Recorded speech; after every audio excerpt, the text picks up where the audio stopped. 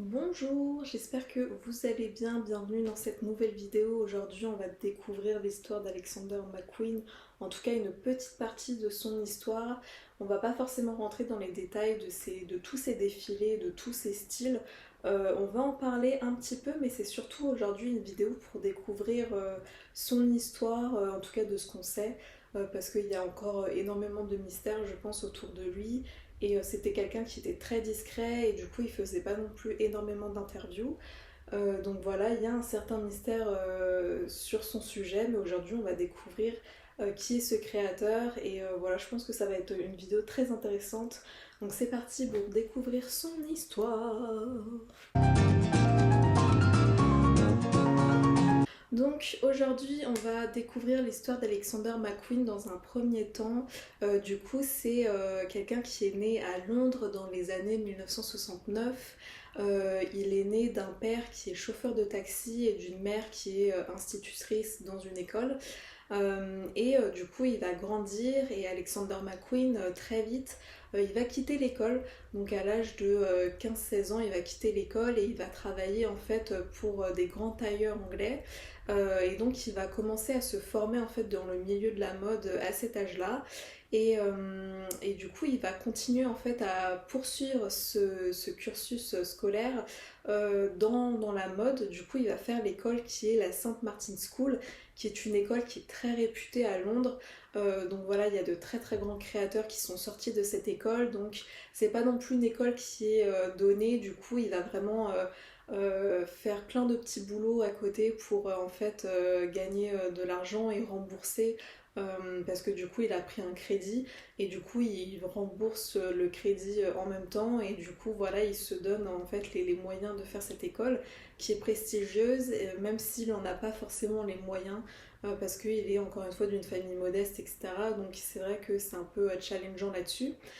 Donc voilà, du coup, après son parcours scolaire, de toute façon on va y revenir, mais après son parcours scolaire, il va sortir de l'école et en 1996, il va intégrer la maison de Givenchy, auquel il va faire un défilé qui est autour de la mythologie grecque.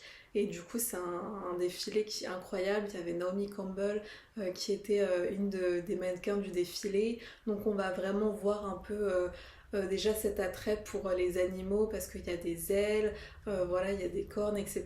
Donc, on est vraiment là-dessus et c'est un défilé qui est totalement réussi.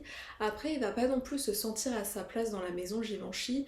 Il va la quitter et du coup il va faire en 2001, il va intégrer je crois la maison Gucci, auquel il va travailler un peu avant de se mettre à plein temps sur sa marque, qui est du coup Alexander McQueen, du coup McQueen. C'est sa propre marque. Euh, après son école en fait il a fait du coup ses créations, mais il pouvait pas faire ça en fait à plein temps et c'est pour ça qu'il travaillait pour d'autres maisons, mais il avait toujours son projet de ses propres collections, de sa propre marque qui était à côté et voilà, donc il va se développer là-dedans et il va poursuivre ce parcours-là. Donc voilà, on va découvrir maintenant du coup un peu ses histoires en interne et de ce qu'on sait aussi. Donc c'est parti pour une petite analyse de ses idées. Petit point que je n'ai pas précisé, je reprends le micro. Un petit point que j'ai pas forcément précisé, c'est vrai qu'Alexander McQueen il est connu pour plein de choses parce que il a, bon, au-delà de ses défilés qu'on connaît, habillé Lady Gaga avec des robes qui étaient voilà, très très extravagantes. De toute façon, Lady Gaga dans ses tenues, elle était toujours extravagante et du coup, lui, il a poussé le truc. Et donc voilà, il a habillé, c'était un peu sa muse. C'est aussi, il a été aussi connu pour avoir créé les chaussures Armadillo, du coup, qui ont un côté qui était très reptilien. Honnêtement, quand je vois les chaussures, je me dis, je sais même pas comment tu peux défiler avec. Vraiment, c'est chaud. Mais voilà, c'est des chaussures, en tout cas le style est là, enfin les couleurs et tout c'est incroyable, mais c'est vrai que les chaussures, pas si confort que ça. Euh, et du coup, voilà, il était très connu pour ça. En tout cas, à chaque fois qu'il faisait des défilés, c'est vrai que il suscitait des émotions qui étaient assez fortes. Soit on ressentait du dégoût pour ces défilés, soit on se disait c'est vrai que c'est étrange, on avait des fois du mal à comprendre et c'est vrai que ça amenait pas mal de réflexions. Mais en fait c'est ça que Alexander McQueen en fait il cherchait. C'est déjà que lui il s'exprime, mais que au-delà de ça, les gens aient la curiosité, que ça leur procure une émotion, du coup soit de la curiosité, soit d'une émotion voilà, négative, comme il essayait de le transmettre en fait. Donc c'est vraiment ça, il travaillait vraiment avec ses tripes et il donnait vraiment tout pour ses défilés. Et enfin, c'était pour lui un moyen de s'exprimer vraiment comme d'autres pourraient se mettre dans l'écriture, dans la peinture. Bah lui c'était la mode et c'était un couturier. C'était un couturier qui était, voilà, qui était assez torturé, mais voilà. C'est pour ça qu'aujourd'hui on va découvrir un peu ses idées et voilà comment est-ce qu'il allait, parce que du coup c'est vrai que sa vie était assez compliquée. Donc c'est parti pour la première partie.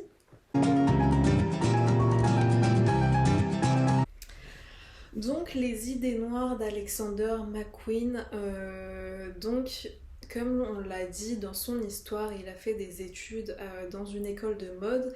Arrive son projet de fin d'année, Alexander McQueen choisit comme thème Jack l'Éventreur.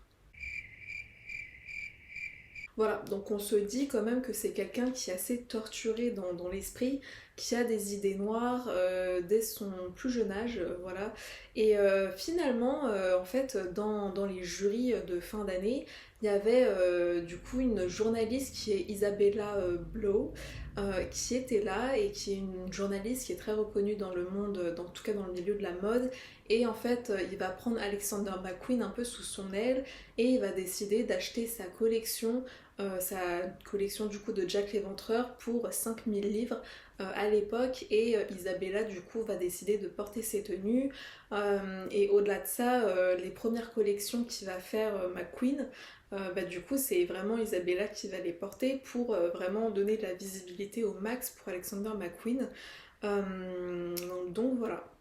Il y a du coup cette amitié qui naît entre Alexander McQueen et Isabella Blow, mais petit à petit McQueen va vouloir en fait prendre un peu son indépendance et un peu se détacher de Isabella Blow, parce que voilà il veut pas forcément que sa marque soit tout le temps en fait rattachée à elle et du coup il a envie de voilà de faire ses premiers pas lui-même et du coup petit à petit la relation va s'éloigner. Pour Isabella Blow, c'est une fin qui est assez tragique, étant donné qu'elle va faire une tentative de suicide et que du coup, 3 mois après, en tout cas quelques mois après, du coup, elle va mourir en fait. Et du coup, Alexander McQueen, il est très impacté et il va même lui dédier un défilé. Il va du coup lui dédier un défilé, du coup une collection qui est la Dame Bleue en 2008, qui est en hommage du coup à son amie Isabella Blow. Donc, Alexander McQueen, il était vraiment connu pour susciter des émotions quand on regardait en tout cas ses défilés, que ce soit de la curiosité ou du dégoût, en tout cas une émotion qui est assez forte. Et c'est aussi quelqu'un qui va du coup avoir ses idées très sombres, en tout cas des thèmes très sombres, que ce soit de Jack l'Éventreur, il a fait aussi des thèmes comme le viol, il a fait aussi des thèmes voilà, qui étaient assez sombres sur la psychiatrie, enfin voilà, c'est des émotions qui sont très extrêmes et qui vont choquer en fait le public la plupart du temps, mais souvent voilà, il n'y a pas non plus de... Du coup, McQueen, c'est vrai que McQueen, c'est vrai que c'est quelqu'un qui petit à petit, bah, ça va pas forcément au niveau du mental pour le créateur, parce que bah voilà, en tout cas, il perd des amitiés, en tout cas, il perd des amis proches qui étaient à ses côtés, donc c'est déjà pas facile. Il a le deuil, en tout cas, sur lui. Et puis au niveau du travail, voilà, ça va pas aller, ça va être un métier qui est très stressant. Et petit à petit, en tout cas, il va se réfugier dans l'alcool et par la suite la drogue. Et en 2009, il y a la crystal meth, du coup, qui est une drogue auquel il va prendre, mais en fait, il va pas pouvoir se détacher de ça. Donc petit à petit, en fait, il est sur une pente glissante et il va pas, voilà, il va continuer à glisser malheureusement.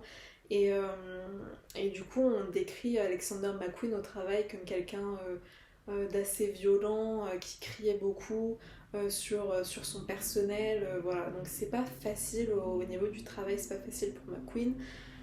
En tout cas, au printemps déjà 2009, il se confiait en tout cas à ses amis et c'est vrai que l'idée de se suicider était là.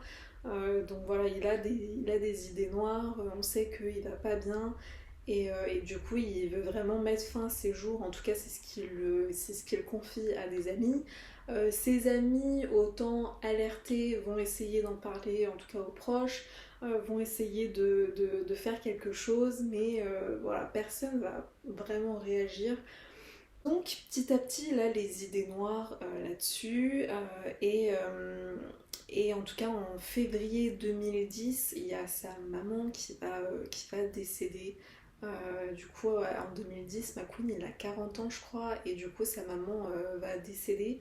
Donc voilà, c'est vrai que c'est pas, c'est très difficile en tout cas pour lui. C'était sa maman, c'était quelqu'un qui l'adorait au plus profond de lui.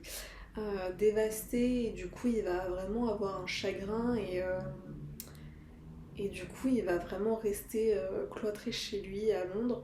Et, euh, et du coup il va mettre fin à ses jours, en tout cas le 11 février, la veille des obsèques de sa mère. Pour conclure, on sait que depuis petit, McQueen, en fait, il a toujours eu des idées assez noires. Et du coup, ça a prouvé un peu au niveau de sa créativité que, effectivement, au niveau de ses idées, ça n'allait pas. Que c'était quelqu'un, voilà, qui avait des difficultés, qui avait aussi vécu des tragédies. Parce que il était dans des périodes de deuil qui n'étaient pas faciles. Euh, Au-delà de ça, c'était un créateur qui, voilà, il aimait exprimer ses émotions, il avait aussi une certaine fascination pour les animaux.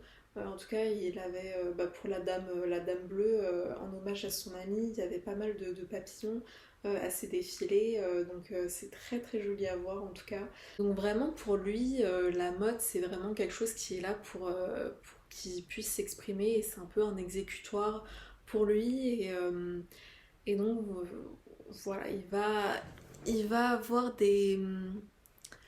il va avoir du coup des défilés du coup autour de Jack l'Éventreur, le viol comme on l'a dit. On a aussi le numéro 13 avec les nouvelles technologies. Et en fait, sur ce défilé-là, il voulait surtout exprimer parce que sa sœur avait subi des violences conjugales. Donc c'est vraiment ça qu'il voulait un peu faire ressortir. Et au-delà de ça, avec ces nouvelles technologies, enfin vous voyez avec la peinture, c'était un défilé qui était très spectaculaire pour l'époque et qui en final quand on voit la mannequin on sait qu'il y a quand même des émotions qui sont assez négatives. En tout cas il y a beaucoup d'émotions quand même qui sont exprimées et c'est le but quand on regarde un défilé McQueen. Ça raconte vraiment quelque chose, ça raconte une histoire, ça exprime quelque chose. Donc c'est pas juste un défilé pour une performance, une certaine performance, on n'est pas vraiment là-dedans. Et aussi, il a fait le thème du défilé Voss en 2001 qui était sur la psychiatrie et où où il y avait un certain cube en verre au milieu de la scène. Il y avait les mannequins qui jouaient très bien le rôle, donc voilà, c'était vraiment autour de la psychiatrie. Et vraiment, ce qui va être difficile pour lui, c'est le fait de perdre aussi sa maman. Je pense que ça a été du coup le coup et il a vraiment sombré, qu'il était chez lui. Et voilà, c'était vraiment la fin pour McQueen, même s'il avait des idées sombres et que je pense qu'il envisageait déjà en 2009, quand il se confie à ses amis, à l'idée de perdre la vie. Enfin, voilà, c'était des sujets auxquels il s'y confrontait en tout cas et auxquels enfin c'était pas nouveau en tout cas et du coup vraiment le fait qu'il perde sa mère, c'était vraiment le coup fatal malheureusement.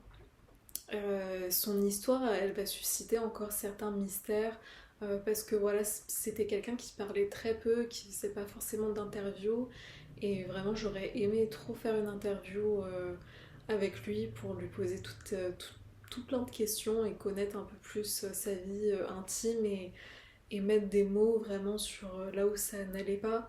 Parce que du coup, à travers un défilé, on peut pas forcément tout savoir euh, sur sa vie, en tout cas personnelle.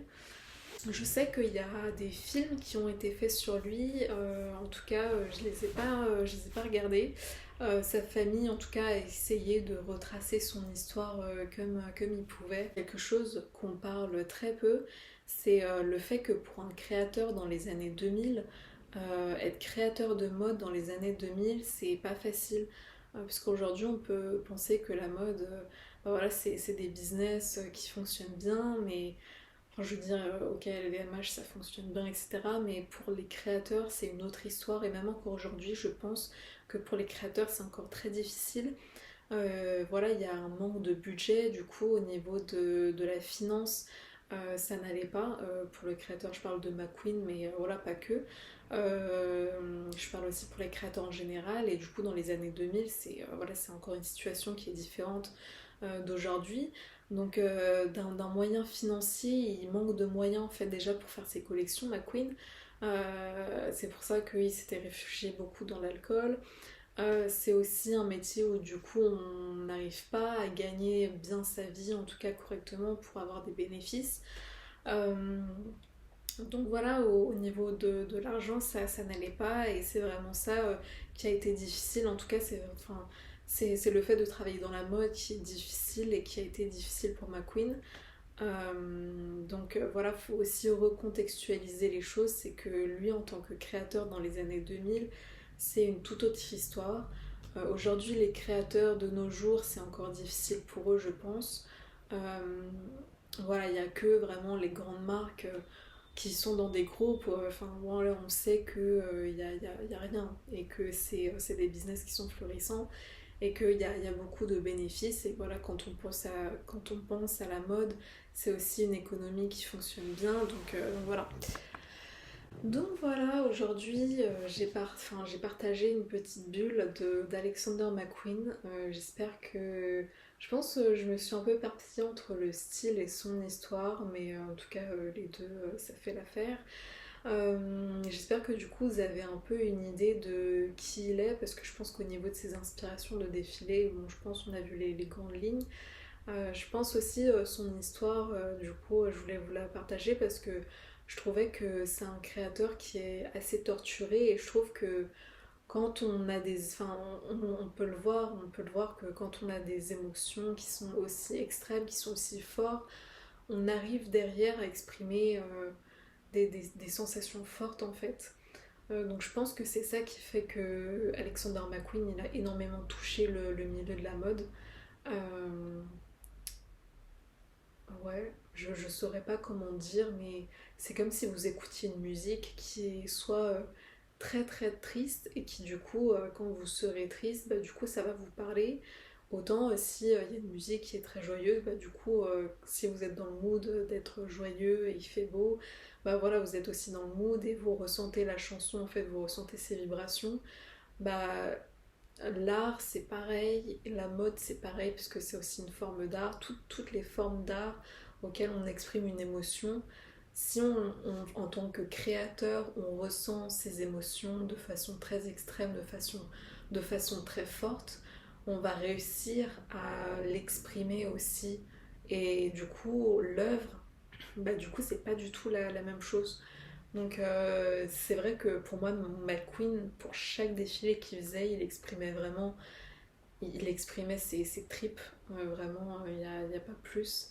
Il exprimait vraiment toute son âme et il mettait vraiment tout son cœur, toute son âme, toutes ses tripes, il y mettait vraiment tout et je trouve que c'est vraiment quelqu'un qui est incroyable dans le milieu de la mode.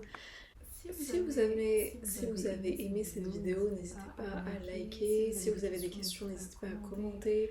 Et si vous aimez la mode, en tout cas, voilà, si vous aimez la mode, si vous êtes passionné par tout ce milieu-là, écoutez, n'hésitez pas à regarder d'autres vidéos de la chaîne. Voilà, c'est une chaîne qui parle principalement de la mode, je pense que ça doit se voir. Voilà, le sujet est là. Il y a d'autres vidéos qui sont très sympathiques sur la chaîne, donc n'hésitez pas à les regarder. Et puis voilà, on se retrouve pour d'autres vidéos prochainement.